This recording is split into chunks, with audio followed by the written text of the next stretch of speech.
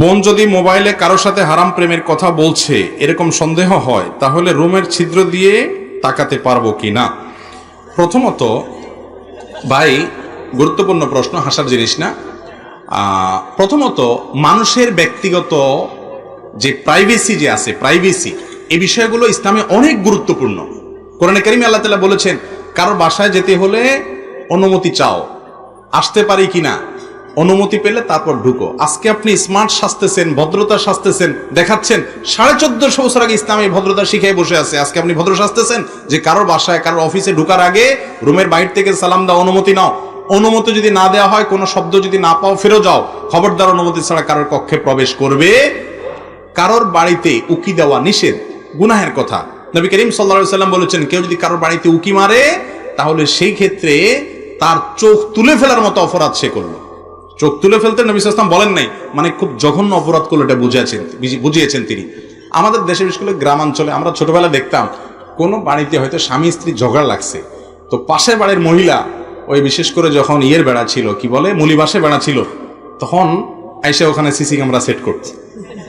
ঠিক না? ঠিক এমন ভাবে তাকায়, ওইটা মানে সিসি ক্যামেরা লাগাইছে আর কি, ঠিক না? এই কাজগুলো হারাম, গুনাহের কথা।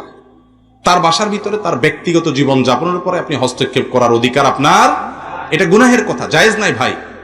আমরা তো আজকাল এরকম অনেক জিনিস করছি। ফেসবুকে তো এই সমস্ত জিনিসগুলোর কোনো দোষ নাই।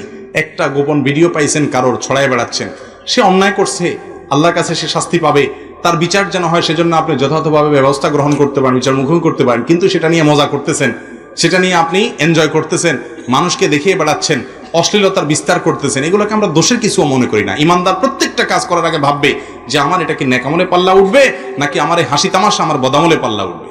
আল্লাহ আমাদেরকে সেভাবে চলার তৌফিক দান করুন। এবার মূল প্রশ্নের উত্তরে আসি। আপনার বোন কোনো ছেলের সাথে হারাম সম্পর্কে জড়িয়ে গেছে, ভুল পথে যাচ্ছে, আপনার মনে হচ্ছে সে বিপদ ডেকে আনছে, তাহলে তাকে আপনি মনিটর করার অধিকার আছে। কারণ সেই মনিটরিংটা তার ভালোর জন্য, সেই মনিটরিংটা তার কল্যাণের জন্য।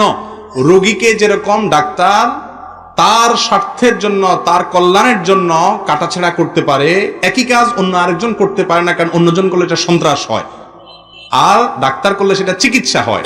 আপনার বোন সে বিপথে চলে যাচ্ছে, আপনার ছেলে বিপথে চলে যাচ্ছে, এখন তার গোপন বিষয়গুলো আপনি যদি মনিটর না করেন তাহলে সে সর্বনাশ ডেকে আনবে। তাহলে তার ভালোর জন্য ট্রিটমেন্টের অংশ হিসাবে আপনি তার ব্যক্তিগত বিষয়গুলোকে নিবিড়ভাবে পর্যবেক্ষণ করার অধিকার আছে।